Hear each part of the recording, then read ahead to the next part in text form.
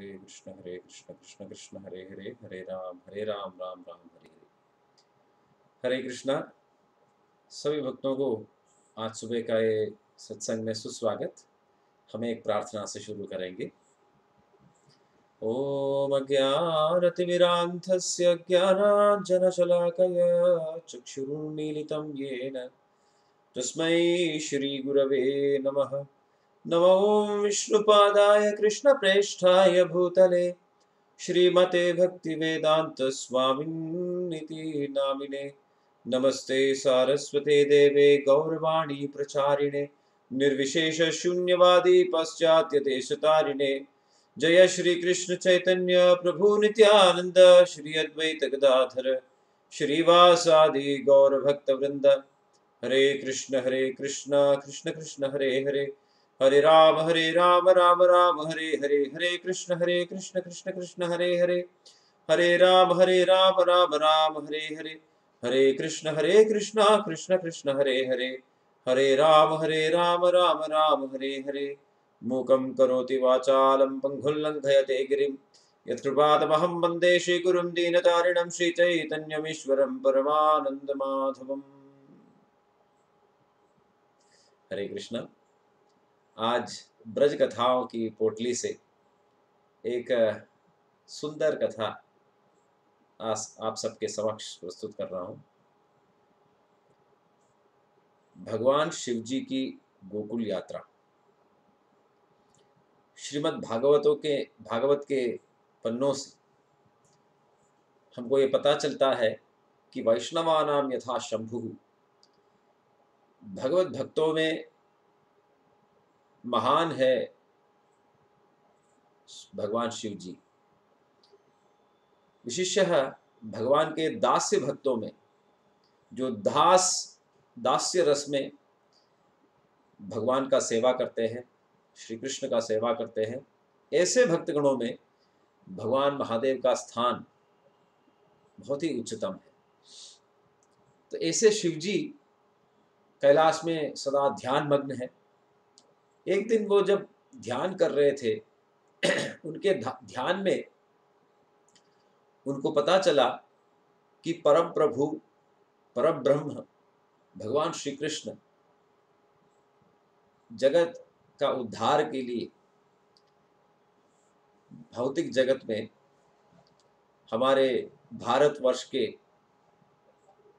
मथुरा मंडल के गोकुल धाम में आए हैं और वे गोकुल के राजा महाराज नंद एवं माता यशोदा के घर में उनके पुत्र के रूप में उनके बाल लीलाएं शुरू की है। ये समझकर महादेव गोकुल जाकर भगवान श्री कृष्ण का दर्शन करने के लिए निर्णय लिए। जैसे ही शिव जी कैलाश से यात्रा शुरू की, तुरंत पार्वती जी उधर आ गई और पूछे, हे महादेव आप किधर जा रहे हो, मुझको बताए नहीं। तब महादेव हंस हंस के बताए कि हे पार्वती देवी, हमारे प्रभु परम ब्रह्म भगवान श्री हरि स्वयं इस भौतिक जगत में आए हुए हैं और वे गोकुल धाम के नंद भवन में अपना लीला शुरू की है, तो उनका दर्शन के लिए जा रहा हूं। तो माता पार्वती बताए कि मुझको भी लेके जाइए, मैं तो आपके अर्धांगिनी हूं, आप ऐसे क्यों कर रहे हो। तो महादेव बताए, नहीं पार्वती, बहुत दूर है, तुमको कष्ट होगा, मैं जाके आता हूं, उनका आशीर्वाद लेके आता हूं जरूर। तब पार्वती जी बताए कि ठीक है, अगर आपको अकेले ही जाना है तो आप जाइए, पर मैं सुना हूं कि गोकुल धाम के जो माखन जो है बहुत विशेष है, बहुत स्वादिष्ट है, मेरे लिए गोकुल का माखन जरूर लेके आना, माखन प्रसाद, कृष्ण प्रसाद। तो महादेव बताए ठीक है जरूर, क्यों नहीं। तो इस प्रकार पार्वती देवी को विदा देके भगवान शंकर कैलाश से गोकुल धाम आ गए। जैसे ही वो ब्रज भूमि में प्रवेश किए, ब्रजभूमि के सीमा पार किए, तुरंत उनको एक विशेष आध्यात्मिक आनंद अनुभूति हो गए और उनको लगा कि हाँ, ये तो ब्रजधाम का प्रारंभ है। तो उन्होंने पहले ही अपने निजी रूप जो है, महादेव के जो निजी शिव रूप जो है, उसको परिवर्तित करके ढक के एक ब्राह्मण के रूप में जाने के लिए निर्णय लिए थे और ब्राह्मण अपने योग शक्ति से उन्होंने एक ब्राह्मण का रूप धारण भी किए थे। पर जैसे ही ब्रजभूमि में उन्होंने अपने चरण रखे, उनको लगा कि ये ब्रजभूमि भगवान श्री कृष्ण का सनातन लीला स्थली है, विहार भूमि है। इधर हमारे अस्तित्व को ढकने का, छुपाने का कोई आवश्यकता नहीं है। जैसे है हम वैसे ही जाना है, तब कृष्ण संप्रीत होगा। ऐसे आभास आ गए उनको मन में। तब शिवजी अपने जो तात्कालिक ब्राह्मण रूप को छोड़कर अपने निज रूप धारण किए। हम सबको मालूम है शिवजी का निज रूप कैसे होता है। 3 आंख वाले, जटाधारी, गंगाधर, नागभूषण और मृग चर्मांबर, एक विशेष रूप है शिवजी का। जटा है, 3 आंखें हैं, जटे पे गंगा जी विराजमती है और गले पे और पूरे शरीर में अलग अलग प्रकार के नागभूषण है, सर्प है, सांप है और बिच्छू का पट्टी है, पट्टा है और व्याघ्र का चमड़े से वस्त्र बने गए हैं, धारण किए हैं। साधारण धोती वगैरह शिवजी नहीं पहनते नहीं और पूरे शरीर में सारे जगह श्मशान भस्म धारण किए हैं। तो इस प्रकार भैरव स्वरूप है शिवजी का। भैरव यानी कि भय रवण करने वाले, यानी कि देखने वाले डरेंगे, ऐसे रूप है शिवजी का। आप सोचिए, पूरे शरीर में जीवित सांप, बहुत सारे सांप, उंगली में सांप, गले पे सांप, कंधों पर सांप, सर पे सांप, कमर में सांप, चरण में भी सांप, पूरे शरीर में सर्प है, सर्प और बिच्छू का पट्टा, बहुत ही भयानक स्वरूप है। तो ऐसे रूप धारण करके भगवान विरूपाक्ष शिवजी भगवान श्री कृष्ण का दर्शन के लिए जा रहा है, अपने नैसर्गिक रूप में, अपने स्वाभाविक रूप में। और जैसे ही वो नंद भवन आए तो दरवाजे पे खटखटा की और बताए, भवती भिक्षाम देहि, भवती भिक्षाम देहि, ऐसे। तो माता यशोदा दरवाजे के पास आ गए और भगवान श्री कृष्ण के प्राकट्य के बाद माता यशोदा भगवान के योगमाया के प्रभाव से सदा आनंद के सागर में तैरती रही और बहुत कभी कभार उनके बुद्धि जो है बाहरी सत्य स्थिति के प्रति, बाहरी भौतिक सच्चाई के प्रति उतना श्रद्धालु नहीं थे और जैसे ही वो शिवजी को देखे उनको समझ में ही नहीं आया कौन है, क्योंकि मन पूरा कृष्ण में है, लीन है। ऐसे कि लगा कि कोई बाबा है जो देह में पूरा सर्प धारण करके आए हैं, अजीब रूप है, भयानक रूप है। तो माता यशोदा उनको प्रणाम किया, आदर से प्रणाम किए और बताए कि बाबा मैं आ रही हूँ, आपको क्या चाहिए बताइए, तो क्या सम्मान दे दूँ आपको, क्या विशेष तोहफा दे दूँ। तब शिवजी बताए, मुझको कुछ सम्मान का, तोहफा का आवश्यकता नहीं है, मुझको आपके प्रिय पुत्र का दर्शन करना चाहिए। मुझको पता चला कि आप एक पुत्र को जन्म दिए हैं, तो आपके वो प्रिय नन्हे बालक का दर्शन करने के लिए आया हूं। तो जैसे ही ये विनती माता यशोदा सुनी, उन्होंने बताया कि वो तो नामुमकिन है, वो तो नामुमकिन है, होने वाला नहीं है। और कुछ चाहिए तो बताइए, मैं कुछ भी देने के लिए तैयार हूं, पर मेरे जो लाला जो है उनका दर्शन आपको नहीं होगा, उनके पास आपको नहीं लेके जाएंगे, नहीं तो आपके पास उनको नहीं लेके आएंगे। मैं क्या खाना खिलाऊं क्या? आप बाबा जी है, बहुत संचार करके आए हुए हैं, आपको बढ़िया सा खाना खिलाता हूँ, गौ माता की ताज़ा दूध पिलाता हूँ, वो सब स्वीकार करिए, वस्त्र देता हूँ, वो सब स्वीकार करिए और इधर से तुरंत ही जल्दी वापस चले जाइए। क्योंकि माता यशोदा भगवान के कृष्ण के प्रति इतना वात्सल्य भाव में थे, किसी भी प्रकार का जो गलत दृष्टि उनके ऊपर नहीं होना चाहिए। और ये बाबा तो पूरे शरीर में सर्प पहन के आए हैं, बिच्छू है, और व्याघ्र चर्म से वस्त्र पहने हैं, जटाधारी, और पूरे शरीर में शमशान के भस्म धारण किए गए हैं। देखने में बहुत भयानक, इनको देखते ही मेरा नल्ला जो है वो डर के रोना शुरू करेगा। तो ये सोचकर माता यशोदा मना किए थे। तो माता यशोदा बोले कि आपको क्या चाहिए बताइए, अन्न दे दूं क्या? तब शिव जी उत्तर दिए, मैं अन्नपूर्णा का पति हूं,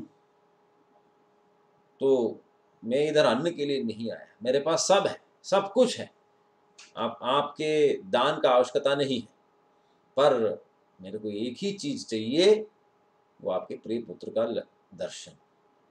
मैं मुझको इसके अलावा और कुछ नहीं चाहिए। तो शिव जी बार बार यही विनती करते रहे और माता यशोदा मना करती रही। बताए कि आपके शरीर में इतने सारे सांप हैं, बिच्छू हैं, और क्या क्या प्राणी हैं, और इतने भयानक रूप है आपके, अगर कोई सांप मेरे लल्ला को कुछ किया तो, कुछ बिच्छू उनके ऊपर गिरे तो कौन जिम्मेवार है? जरूर वो ये नहीं हो सकता है, आप इधर से चले जाइए। तब शिव जी बताए, ऐसा है तो मैं इधर ही बैठूंगा, जब तक मुझको आपके सुपुत्र का दर्शन नहीं मिलेगा तब तक इधर ही बैठे रहूंगा। तो माता यशोदा बोले कि ठीक है, आप इधर ही बैठे रहो, मैं दरवाजा जो है ये सदा के लिए बंद करने वाली हूँ, तो आपकी मेरे लल्ला कभी भी आपके सामने नहीं आएंगे। तो शिवजी बताए, मैं इधर 10,000 साल बैठूंगा, एक दिन तो वो बड़ा होगा आपके पुत्र, और दरवाजा खोल के आएंगे ही बाहर। तो माता यशोदा बताई, उत्तर दिए कि हाँ, आप 10,000 साल के लिए इधर प्रतीक्षा करेंगे क्या? तो मैं 20,000 साल के लिए दरवाजा बंद करती हूँ, कभी भी आपको उनका दर्शन नहीं मिलेगा, तो मेरे साथ वाद विवाद मत करना। ऐसे माता यशोदा चैलेंज की शिव जी को, भगवान महादेव को, मेरे प्यारे लाला जो है मेरा प्राण है, उनके साथ कुछ खिलवाड़ करने के लिए कोशिश मत करना, आपका टाइम वेस्ट मत करो। तो इस प्रकार माता यशोदा और शिव जी का संवाद हो रहा था। तब भगवान श्री कृष्ण घर के अंदर कमरे में अपने पालना में लेटे हुए थे, और वो तो सर्वव्यापी है, सर्व चराचरों के अंतरात्मा है, उनको समझ में आया क्या हो रहा है बाहर। और वो चाहते भी थे कि ये अपने ये जो दो भक्त जो है, माता यशोदा एवं शिव जी, दोनों भक्त ही है, दोनों के बीच में थोड़ा सा वाद विवाद झगड़ा हो, ताकि जगत को ये पता चले कि कौन सी भावना, कौन सी भक्ति रस उत्कृष्ट है, दास्य भक्ति का रस उत्कृष्ट है या वात्सल्य भक्ति का रस उत्कृष्ट है। तो जरूर ये लीला से हमको ये पता चल रहा है कि पूरे भौतिक जगत के ईश्वर भगवान महादेव माता यशोदा के समक्ष वो निस्सहाय हो रहा है, अपने कोई विशेष शक्ति का उपयोग नहीं कर पा रहा है और क्रोधित भी नहीं हो पा रहा है। जैसे माता यशोदा निर्णय ले रही है उसको मानकर बैठना पड़ रहा है भगवान शंकर को। तो ये लीला से भगवान श्री कृष्ण दुनिया को समझा रहा है कि वात्सल्य रस जो है भगवान के साथ, भक्तिमयी वो जो निष्कलंक वात्सल्य रस संबंध जो है वो दास्य रसमयी संबंध से भी उत्तम है, श्रेष्ठ है। दोनों शुद्ध भक्ति का ही अलग अलग स्वरूप है, फिर भी वात्सल्य रस दास्य रस से बहुत ऊपर है। तो ये दिखाने के लिए भगवान दोनों से झगड़ा करवाए और माता यशोदा जीत ली। तो शिव जी तो हार मानकर उधर बैठ गए। कैसे भी क्योंकि घर के अंदर माता यशोदा के परमिशन के बिना प्रवेश करने के लिए शिव जी कोशिश नहीं किए, वो डर गए। अरे ये तो पूरा भगवान के घर के मालकिन है, इनका जो अथॉरिटी जो है, उसके सामने प्रश्न चिन्ह खड़ा करके मैं अंदर जबरदस्ती घुस नहीं सकता। अगर यशोदा देवी अनुमति नहीं दे रहे तो मुझको इस घर के अंदर प्रवेश नामुमकिन है। ये शिव जी को समझ में आया और शिव जी उधर ही बैठ गए। बैठ के ध्यान करना शुरू किया भगवान श्री कृष्ण के चरण कमलों पर, और ध्यान करते करते भगवान से विनती करना शुरू की, हे प्रभु, आप जगत के सृष्टि स्थिति लय का मूल कारण हेतु है। मैं ब्रह्मा जी, इंद्रदेव इत्यादि देवताओं के माध्यम से आप ही ये जगत के सारे कार्य स्वयं कर रहे हैं। हे प्रभु, कृपया आपके दिव्य अवतार जो जगत का उद्धार के लिए हुआ है, ये दिव्य अवतार के एक दिव्य लीला है, आपके शैशव लीला। ये शिशु स्वरूप जो है वैकुंठ में दृश्यमान नहीं है, तो ये दिव्य स्वरूप का दर्शन के लिए मैं कैलाश से इधर आया हूं स्वयं। और कृपया आप मुझको दर्शन दे दीजिए, कृपया आप दर्शन दे दीजिए। शिव जी इस प्रकार ध्यान कर रहे थे। ऐसे बताते हैं कि शिव जी ये ध्यान किए यमुना जी के तट पर बैठ के, क्योंकि उधर से यशोदा माई भगाए तो सीधा आ गए यमुना जी के तट पर और उधर बैठ के ये ध्यान करना शुरू किया। तो उस समय भगवान श्री कृष्ण तो भक्त वत्सल है, अपने प्रिय भक्त महादेव के जो विनती वो सुनकर भगवान कृष्ण कुछ नया उपाय ढूंढ रहा है। उन्होंने जोर से रोना शुरू किया, नॉन स्टॉप रोना शुरू किया, जोर जोर से रो रहा है। और माता यशोदा आ गई, उनके जितने भी माता रोहिणी आ गई, जितने दूसरे उधर के गोपियन थे सब लोग आ गए। रोने वाले लाला को समाधान करने के लिए बहुत प्रयत्न किए, कुछ फर्क नहीं पड़ा।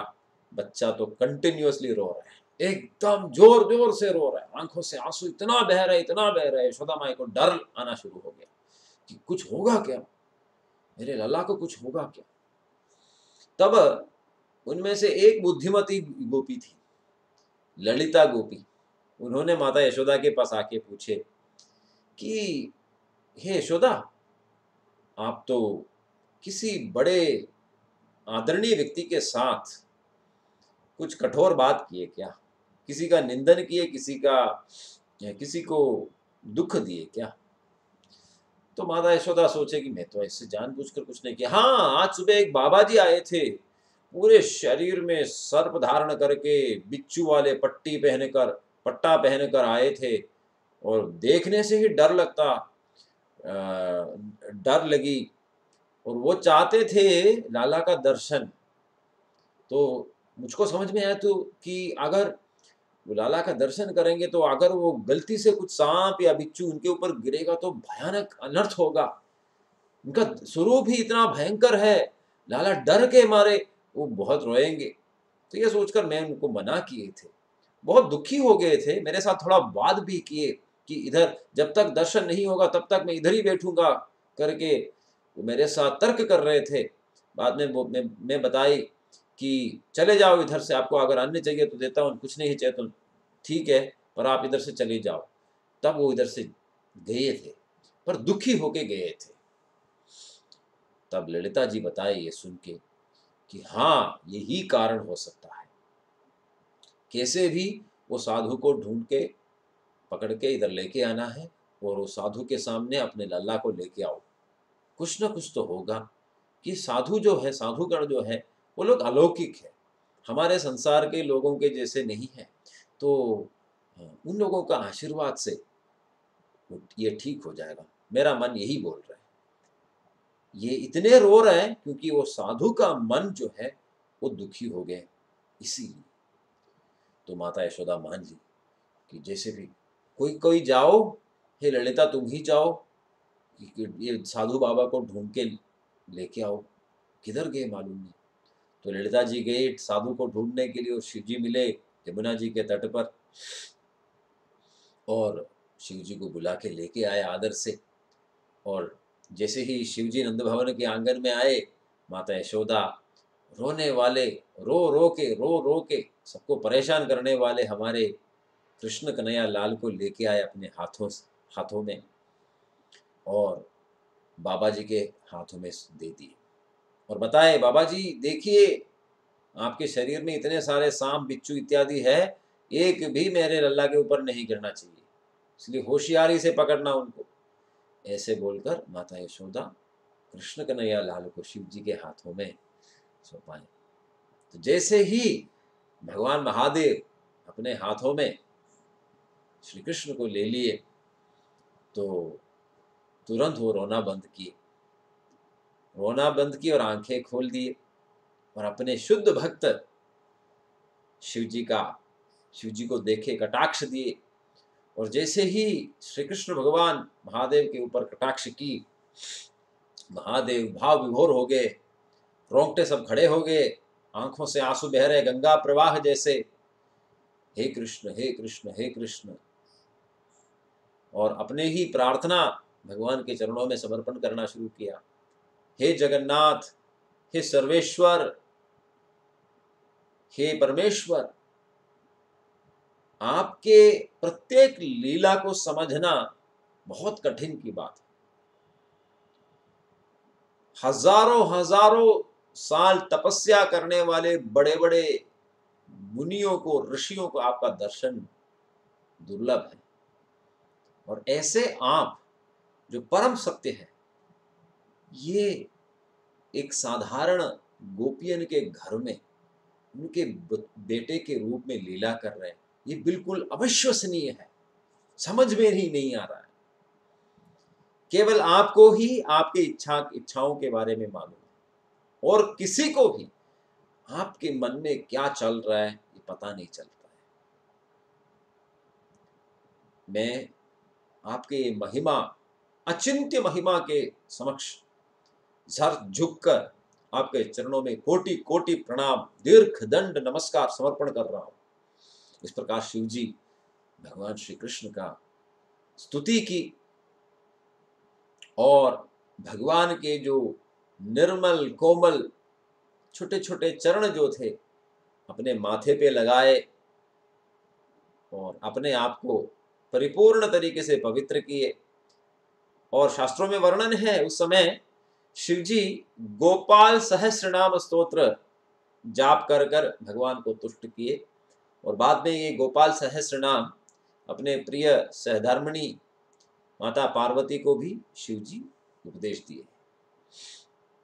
तो ये सब देख के बहुत देर तक शिवजी इनको हाथ में लेकर कुछ गाना गा रहे, कुछ स्तुति कर रहे, गीत गा रहे। माता यशोदा चिंतित हो गई फिर से, आप क्या कर रहे हो मेरे लल्ला को हाथ में लेकर बहुत देर से? देखिएगा आपका शरीर के जो सांप और बिच्छू ये सब मेरे लल्ला को हानि मत पहुंचना चाहिए, बहुत छोटे हैं वो, बहुत नन्हे हैं, बहुत कोमल बालक हैं। तो ये सुनकर शिव जी के मन में ये सत्य प्रकाशमान हो गए कि माता यशोदा का जो पदवी जो है वो बहुत बहुत ऊंची स्तर के भगवान के नित्य माता है। ऐसे नहीं कि साधारण कोई जीवात्मा नहीं, सनातन धाम के सनातन माता, सनातन प्रभु के सनातन माता है ये यशोदा। ये भगवान के अंतरंग शक्ति ही है। ये समझकर शिव जी माता यशोदा को मानसिक प्रणाम समर्पण किए, क्योंकि उनके उनको ये जरूर पता चला कि कोई साधारण स्त्री के पुत्र के रूप में भगवान श्री कृष्ण प्रकट नहीं हो सकते। इस भौतिक जगत में ऐसे कोई भी व्यक्ति नहीं है जो श्री कृष्ण की माता बनने के लिए योग्य है। तो इस प्रकार माता यशोदा की महिमा समझकर शिव जी कृष्ण कन्हैया लाल को माता यशोदा के हाथों में वापस दे दिए। और तब उनके मन में याद आए कि पार्वती देवी गोकुल का माखन का मांग किए थे। तो जैसे ही शिव जी के मन में ये विचार आ गए कि गोकुल से माखन लेके जाना है, तुरंत ही माता यशोदा घर के अंदर से भगवान श्री कृष्ण के महाप्रसाद एकदम ताजा मक्खन खूब एक पात्र में लेके आए और शिव जी को दे दिए और बताए कि बाबा जी आप ये माखन लेके जाइए, बहुत ताजा अच्छा स्वादिष्ट माखन है। तब शिव जी को इतना संतृप्ति आ गए, आनंद आ गए और ठाकुर जी का दर्शन भी मिला, चरण स्पर्श भी हो गए और माता के आशीर्वाद भी मिल गए। तो ये मक्खन महाप्रसाद आपको आपके हाथ में लेके शिव जी वापस कैलाश धाम लौट रहे हैं। पर जैसे ही वो नंद भवन छोड़कर बाहर आ रहे थे, उनके मन में, तन में, बुद्धि में, प्रज्ञा में श्री कृष्ण फैल रहा है। भगवान के वो जो दिव्य स्वरूप जो है, सच्चिद ईश्वरः परमः कृष्णः सच्चिद आनंद विग्रह अनादिरादिर गोविंदः सर्व कारण कारणम, सच्चिदानंद स्वरूप जो है वो मन में प्रकट हो रहा है। और एकदम शिव जी के जो ध्यान जो है, बुद्धि जो है, वो सच्चिदानंद विग्रह श्री कृष्ण के सच्चिदानंद विग्रह पर प्रतिष्ठित हो रहा है। और बाह्य प्रपंच से भगवान शिव जी, भगवान महादेव विरक्त हो गए और डिस्कनेक्टेड हो गए। इस प्रकार भगवान श्री कृष्ण के दिव्य स्वरूप, लीला, महिमा, माधुर्य, ये सब के बारे में सोच सोच कर धीरे धीरे भगवान का महाप्रसाद जो ताजा माखन यशोदा माई दिए थे वो चाटना शुरू की। और चाट के स्मरण करते हुए आ रहा है धीरे धीरे चल के नंदगांव से, सॉरी गोकुल धाम से कैलाश धाम तक। जैसे ही वो कैलाश धाम पहुंच गए, पार्वती माता दिख गई।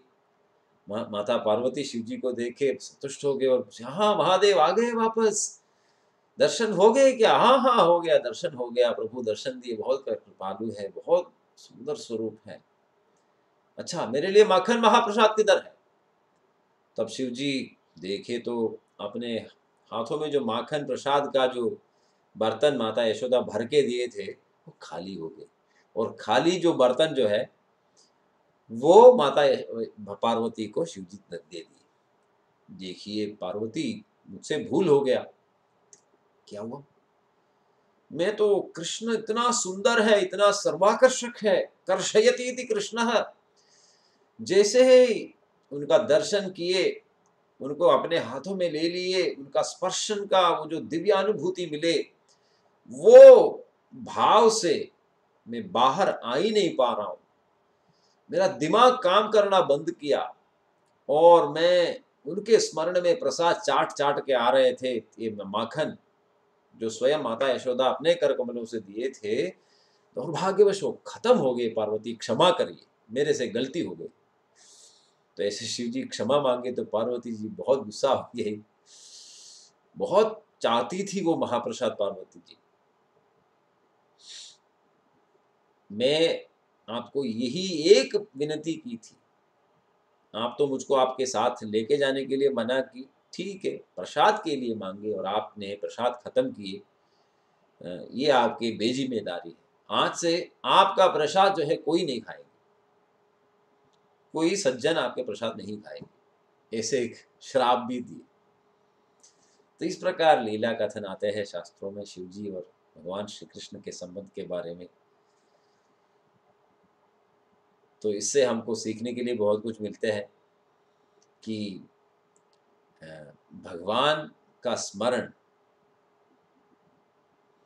वो सदा करनी चाहिए, पर उसके साथ साथ अपना भौतिक जिम्मेदारी भी संभालना चाहिए।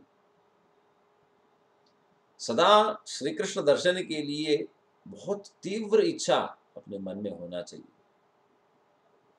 और साधुओं का जो आदर बहुत गंभीरता के साथ एवं श्रद्धा के साथ करनी चाहिए। तो इस प्रकार हमको अनेक संदेश देने वाले ये मधुर ब्रज कथा का समापन हो रहा है।